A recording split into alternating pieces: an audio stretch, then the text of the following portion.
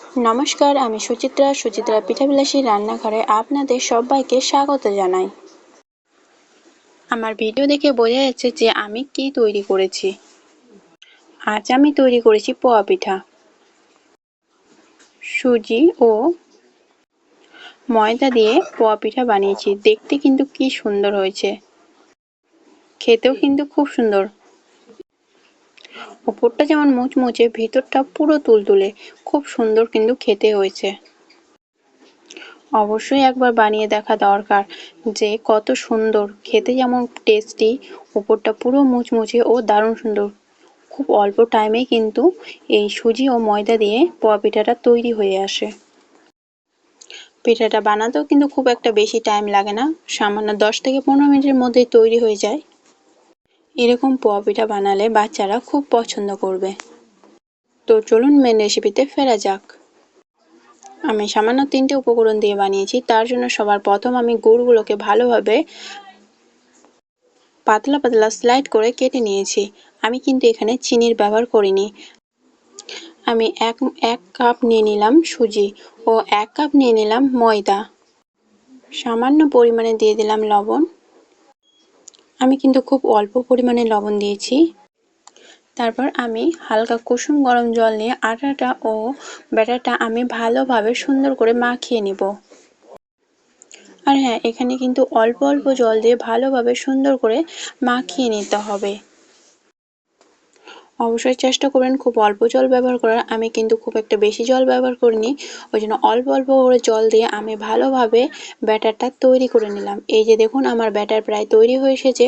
হাতে তৈরি হয়ে আসলে হাতে লেগে আসবে এরকম, তখনই ভাববেন যে আমার ব্যাটার তৈরি হয়ে গেছে।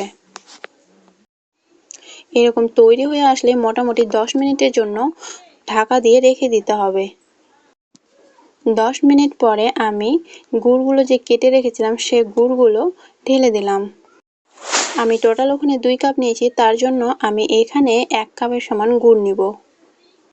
অবশ্যই আপনারা কি ধরনের মিষ্টি খাবেন সেই রকম অনুযায়ী গুড়টা কম ও বেশি করে নেবেন। তারপরে সবকটা জিনিস ভালোভাবে মাখিয়ে নিচ্ছি যেন এখানে গুড় না থেকে যায়। তার জন্য আমি ভালোভাবে সুন্দর করে মাখিয়ে নিচ্ছি। সুন্দর করে মাখানো হলে আমি আবারও 10 থেকে 15 মিনিটের জন্য ভালো করে ঢাকা দিয়ে রেখে দেব। আগে আমি ঢাকা দিয়েছিলাম এই কারণে যে সুজিটা একটু ফুলে আসবে, আর এখন ঢাকা দিলাম যে গুড়টা গলার কারণে।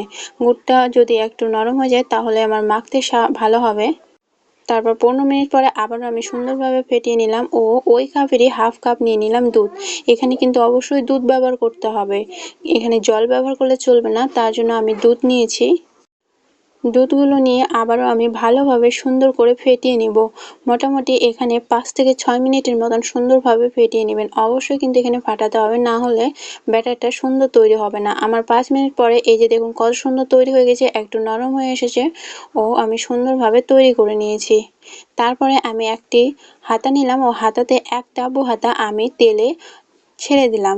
অবশ্যই এখানে তেলটা গরম হয়ে আসা অবধি অপেক্ষা করতে হবে।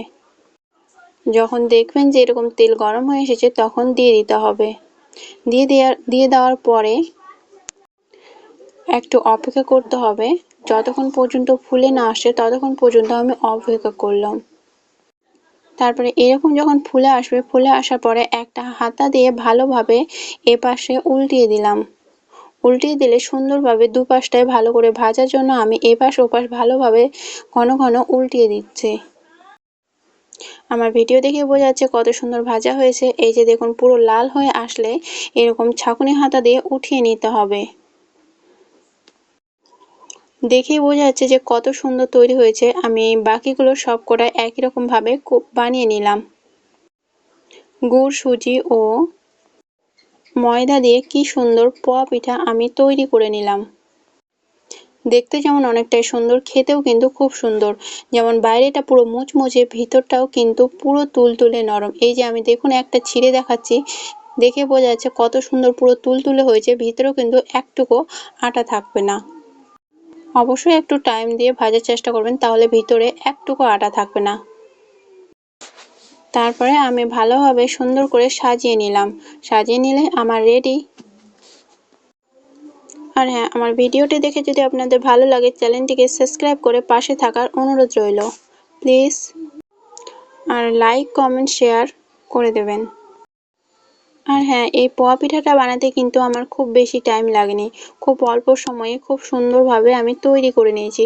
আমার মোটামুটি টাইম লেগেছে 10 থেকে 15 মিনিটের মতো। আমার চ্যানেলটিকে যদি এখনো পর্যন্ত সাবস্ক্রাইব করে না থাকেন তো চ্যানেলটিকে সাবস্ক্রাইব করে পাশে থাকার অনুরোধ রইল প্লিজ। নমস্কার।